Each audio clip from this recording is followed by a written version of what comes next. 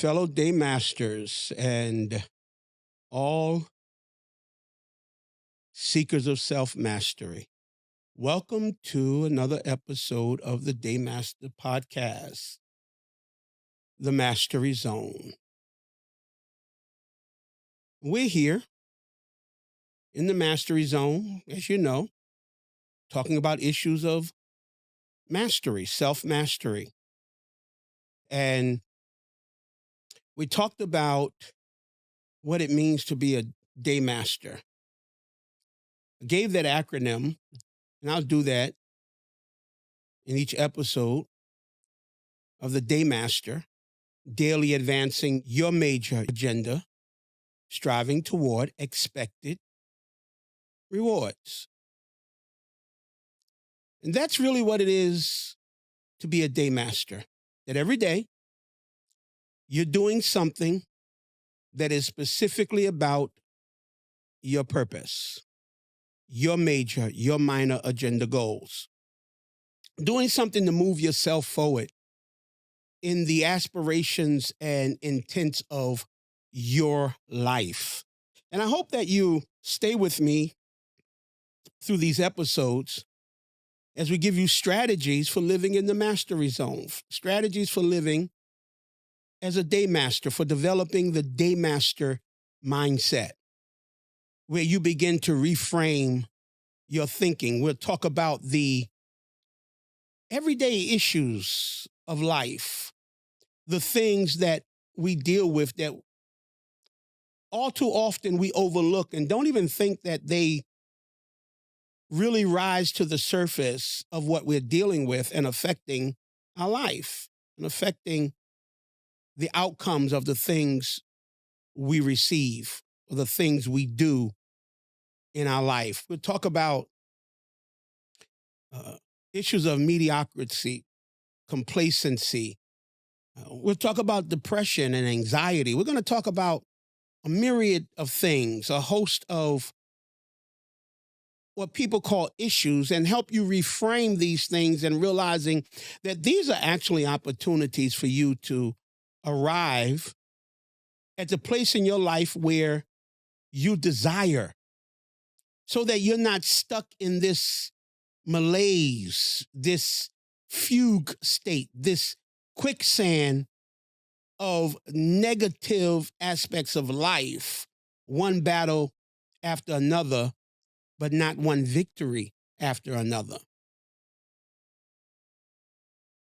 All too often, people talk about they want peace, success, and happiness, what I call the trifecta of fulfillment, or TOF. But then they're not willing to follow that up with living in what I call the spirit of excellence, or SOE. We talked about that in a previous episode. But if you're not willing to transform yourself, because you can't transform your life if you don't transform yourself. And if you're not willing to transform yourself into operating in the mastery zone, the spirit of excellence, SOE, as a DayMaster, you'll never be able to transform how you live your life. And in order to transform yourself, you have to begin to embrace what I call authentic honesty. You have to become authentically honest. And I call authentic honesty, I call that the consistency superpower. I write about that in my book, The Trifecta of Fulfillment. But we talk about authentically honest. You see, people find it difficult to confront themselves, but easy to confront others. People are quick to check other people, but not as quick to check themselves. We're not talking about having other people check us. We're talking about checking ourselves. You have to come to a place of authenticity, genuine authenticity. Being authentically honest, not just with other people, because we don't really have that big of a problem. You don't have that much of a issue being honest with other people. You quick to tell other people what you think about them and how you feel about them and where they're wrong. But we don't have as much boldness when it comes to looking in the mirror and being authentically honest with ourselves. In his play, Hamlet, I think it was the first act in the third scene, I think. Don't hold me to that, because if you do your fact checking. But in his play, Hamlet, Shakespeare writes the dialogue with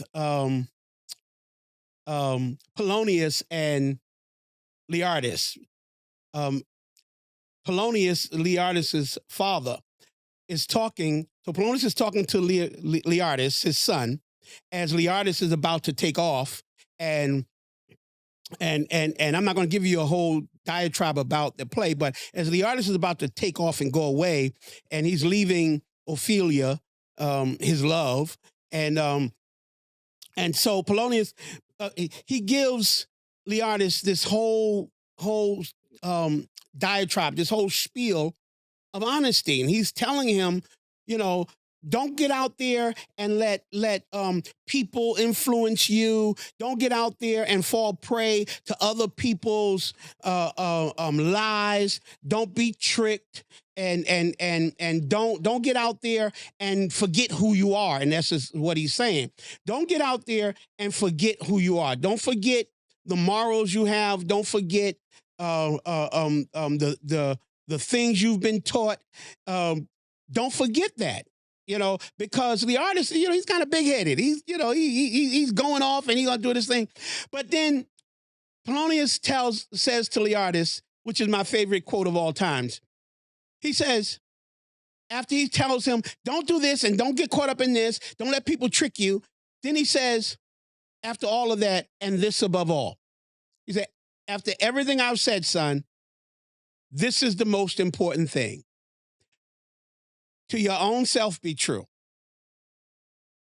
Because then it must follow as the night the day, thou canst not then be false to anyone. He's saying to Leartus, whatever you do out there, whoever you meet, he tells him, keep your friends close, but whoever you meet, whatever you do, whatever you learn, whatever you engage in, make sure you're being true to yourself. Because if you're true to yourself, you're going to be true to everyone else. And the truth of the matter is, we're often fake true to everyone because we're fake true to ourselves. We present the mask. We like to tell people, I'm sure you've been there. We like to tell people what we believe they want to hear. We like to say to people about ourselves the picture we want to put out, so much so that we refuse to be authentic even with ourselves.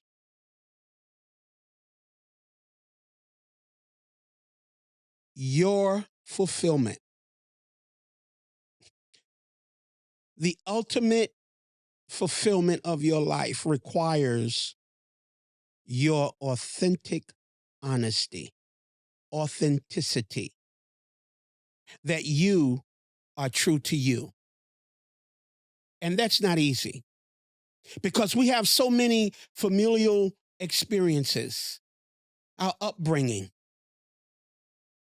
Research is showing now that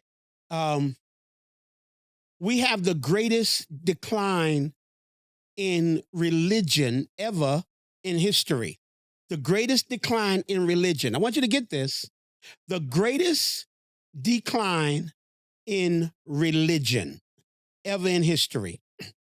And while we have the greatest decline in religion in history, we have the greatest growth in spirituality.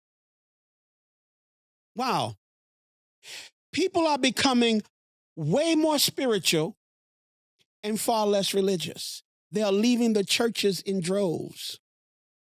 They're leaving the churches in droves.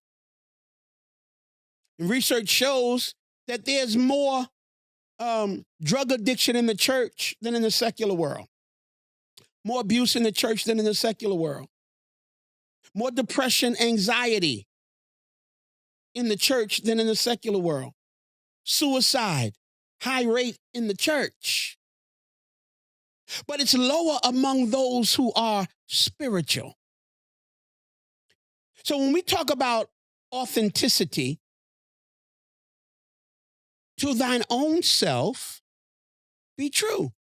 Living in the mastery zone means learning how to master yourself, who you are, how you feel, to control your emotions, reframe your thoughts. We see it in our politics. We see it in our church. We see it on our jobs. People are going around, and there's no authenticity. People are like chameleons. When is the last time you stopped and reevaluated yourself and took a hard look at yourself and said, I am not the person I want to be. I'm not living the life I want to live. When is the last time? Authentic honesty is not optional for the DayMaster. Authentic honesty is not optional for the person seeking self-mastery. Whether it's your job, your business, your company, your family, your relationships, your community. How many people are working? How many of you are going every day? And at the end of the day, you're not just tired, you're miserable. How many times have you said, I'm trying to learn myself. I'm trying to figure myself out. 30 years old, 40 years old, 50 years old, 20 years old, 21, 25. So I want you to take a moment to think for yourself, what would living with authenticity mean for you? What would it look like for you being authentic, living with authenticity? Because you don't just want to act like you have peace. You don't just want to act like you're successful or act like you're happy. You want to be peace, be success, be happiness, the trifecta of fulfillment. You want to be this. You want it to be. Lauryn Hill said, how you gonna live when you ain't right within? How you gonna win when you ain't right within? That's what she said. How you gonna win when you ain't right within? You gotta take some time to dig deep. Ask yourself, are you living according to someone else's moral standards, someone else's belief, someone else's religion? Are you living the life that someone else wants for you? My parents wanted me to get a good government job so that I could have some security. I know a lot of people, I'm not knocking good government jobs now, but I know a lot of people with good government jobs working for their good government pension and miserable. And I know people who have made it to the good government pension and died right after. And other people got there, whatever you get after that. Wow. In this DayMaster podcast, living in the mastery zone,